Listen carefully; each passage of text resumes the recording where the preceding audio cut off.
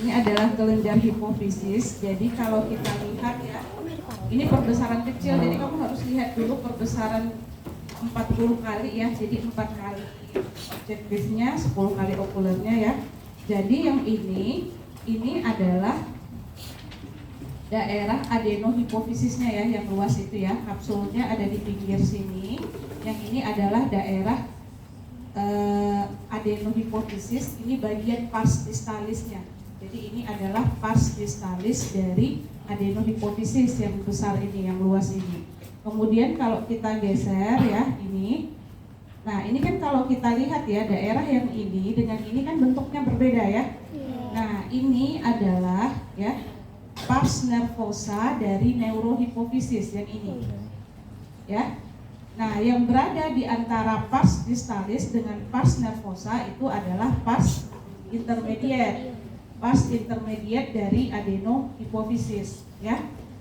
Nah, pars intermediate dan pars nervosa ini kita sebut dengan lobus posterior, ya kan? Sedangkan yang pars distalisnya, ya, yang besar ini kita sebut dengan lobus anterior, ya. Nah, sekarang kita perbesar ya. Kemarin apa karakteristik dari pars distalis adenohipofisis? Apa itu asinus? Karakteristiknya apa? Dia terdiri dari sel-sel endokrin yang afinitasnya berbeda terhadap pewarnaan. Jadi ada sel yang menyerap pewarnaan asam, ada sel yang menyerap pewarnaan basa. Kemudian di situ akan banyak sekali pembuluh-pembuluh darah ya yang berasal dari plexus sekunder kalau di pars distalis ya. Jadi ini kan banyak sekali ya pembuluh-pembuluh darah ya. Nah, yang berasal dari plexus sekunder. Nah, ini adalah sel-sel endokrinnya. Nanti kita lihat ya. Kalau dengan ini sudah perbesaran 100 kali itu belum terlihat jelas ya mana yang si sel basofilik ataupun sel asidofilik ya.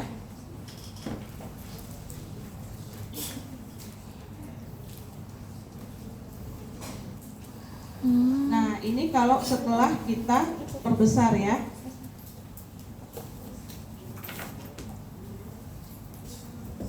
Nah, kalau setelah kita perbesar ya, ini lebih jelas ya, terlihat ya. Nah, kalau yang ini adalah pembuluh-pembuluh darahnya ya, sinusoidnya ya. Sedangkan ini adalah sel-sel endokrin. Nah, yang seperti ini, yang sitoplasmanya lebih apa ya ini ya? Lebih merah ya, lebih orange ya. Yang ini adalah sel asidofilik yang ini ya. Nah, sedangkan yang sitoplasmanya lebih keunguan seperti ini ya, seperti ini lebih keunguan, kelihatan ya seperti ini. Jadi sitoplasmanya itu lebih keunguan, itu adalah sel basofilik ya. Nah, nanti akan ada area-area yang dia itu cenderung lebih banyak basofilik, ada area-area yang dia cenderung lebih banyak asidofilik. Nah, kalau ini kelihatan ya, ini sitoplasmanya kan pucat ya. Nah, ini adalah sel kromofоб ya, yang dia hampir tidak menyerap pewarnaan ya. Jadi sitoplasmanya pucat ya. Nah, ini jadi ya. Nah, di antara sel-sel endokrin ini sebenarnya ini ada jaringan ikat retikuler ya, tetapi karena sel endokrin ini sangat rapat sekali ya, padat ya, sehingga tidak terlalu jelas sel retikulernya. Jadi yang seperti ini ya, yang keunguan ini adalah basofilik ya. Sedangkan kalau dia orange seperti ini adalah asidofilik ya. Sedangkan kalau nggak ada warnanya seperti ini adalah kromofil ya. Kalau basofilik dan asidofilik itu adalah kromofil ya. Titik-titik. Aku bawa gambar aku.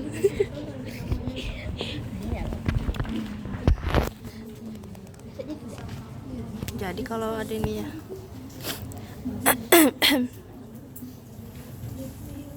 Nah, kalau kita lihat lagi ya, yang ini adalah yang pars intermediate tadi ya. Nah, ini kecilkan dulu. Jadi kalau kamu pengen melihat pars intermediate, kamu kecilkan dulu, kamu cari dulu wilayahnya. Oh, ini pars intermediate. Ini kan pars nervosa, ya kan? Yang ini pars distalis, yang ini. Berarti yang antara pars nervosa dengan pars distalis adalah pars intermediate. Jadi pars intermediate itu yang ini, ya. Nah,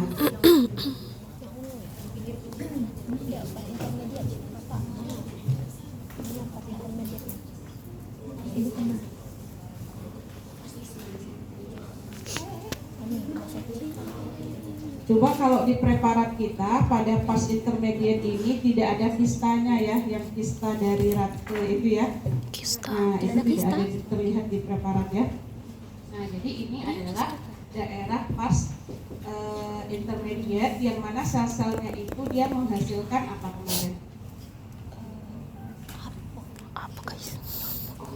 Dia menghasilkan prohormon POMC, tapi POMC-nya cuma dipecah menjadi, kalau yang di sini kalau yang pars distalis itu kan salah satu sel basofiliknya kan kortikotrop ya. Kortikotrop itu kan nanti dia menghasilkan prohormon POMC.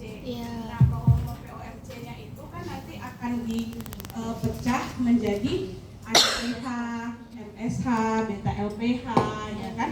Nah, tapi kalau yang di pars intermediate ya, itu sel-selnya nanti juga menghasilkan POMC, tapi POMC-nya hanya dipecah untuk membentuk MSH saja, ya. Nah, di sebelah pars distalis ya, ini pars intermediate ini adalah pars nervosa, ya. Nah, jadi kalau pars nervosa itu seperti ini ya.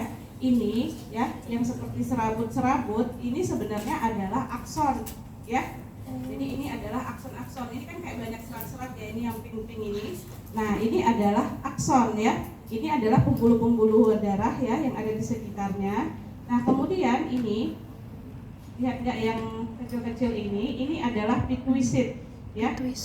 Nah, pituitid yang fungsinya itu untuk memberi dukungan ya dan nutrisi di daerah pars nervosa ini. Nah, kemudian karakteristik dari pars nervosa, di pars nervosa ini kan tidak ada dihasilkan hormon. Hormonnya kan dihasilkan di hipotalamus. Nanti dari hipotalamus akan dibawa melalui akson ke pars nervosa. Karena itu di pars nervosa itu akan banyak juluran-juluran akson, ya kan, serabut-serabut akson.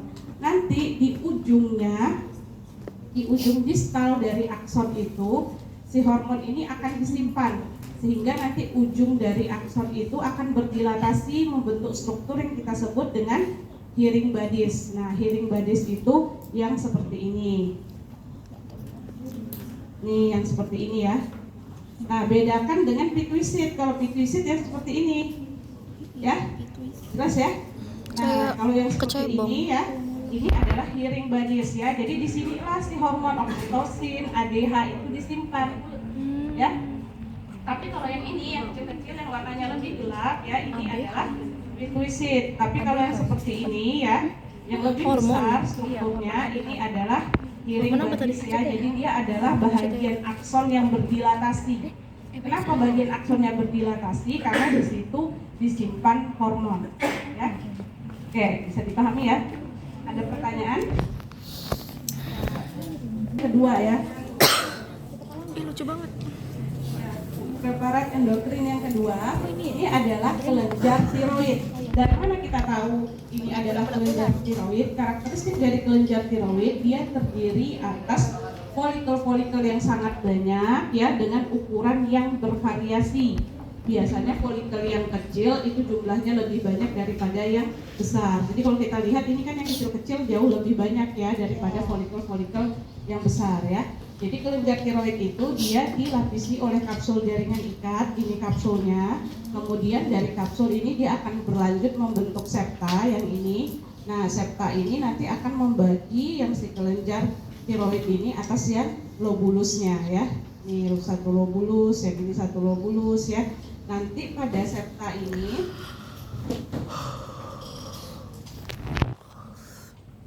nah ini folikel-folikelnya ya. Nah ini adalah kapsul jaringan ikatnya ya. Kemudian nanti dari kapsul ini dia akan berjalan ya membentuk septa ya ini. Nanti pada septa ini akan banyak pembuluh-pembuluh darah lewat ya. Kemudian ada jaringan-jaringan ikat juga ya, jaringan ikat retikuler ya.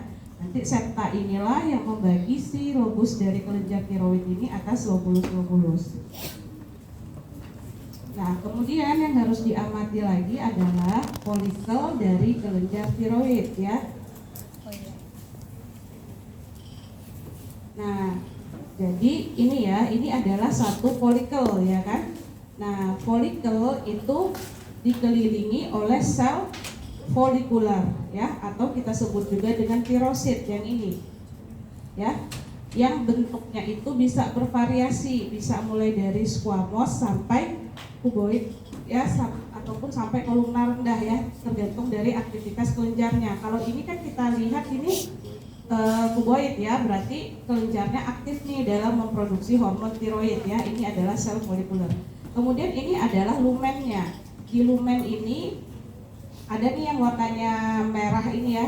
Ini adalah koloid ya. Nah, gelatinous acidophilic koloid, yang mana dia mengandung apa? Glikoprotein tiroglobulin ya, bahan baku untuk membuat hormon tiroid yang ada di sini di lumennya. Yang ini adalah sel folikular atau sel tirosit ya, yang menghasilkan hormon tiroid T3 dan T4.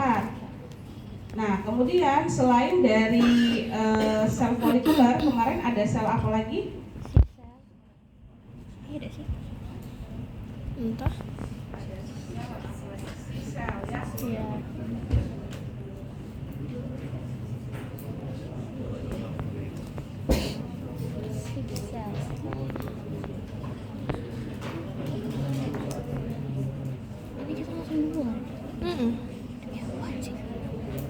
Ada lagi yang namanya sel atau sel parafolikular. Nah, sel parafolikular itu bisa kita temukan di antara folikel dan ukurannya lebih besar dari sel folikular. Contohnya yang mana? Yang ini.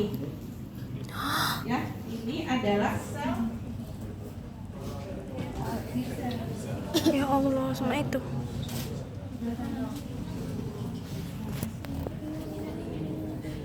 Itu antar folikel kan?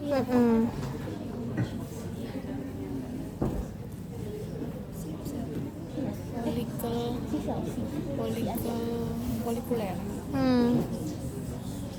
Tapi dia tuh bisa antar ini juga lah, bisa antar sel paratosit tirosit, Tirosit. antar tirositnya juga bisa.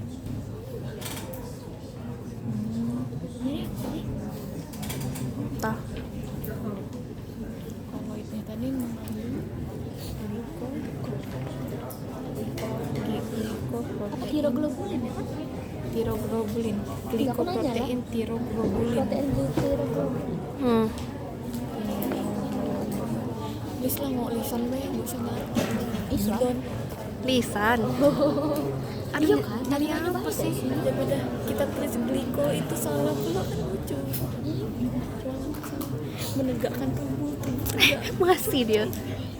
Bener-bener deh namanya. Ih, nyari apa sih? Mati kedua udah. Ditemukan berkelompok di antara folikel. Contohnya yang ini. Ya, si sel atau sel parafolikular, atau yang ini. Kelihatan nggak? Kelihatan. Ya. Nah, Lebih kecil ya. jadi dia bisa ditemukan di antara folikel ya. Nah, dia ini menghasilkan hormon kalsitonin ya. Kalsitonin. Ya, si sel ini. Atau dia bisa juga selain ditemukan di antara folikel, dia itu bisa juga nanti kita temukan nyisip ya di antara sel folikular ya.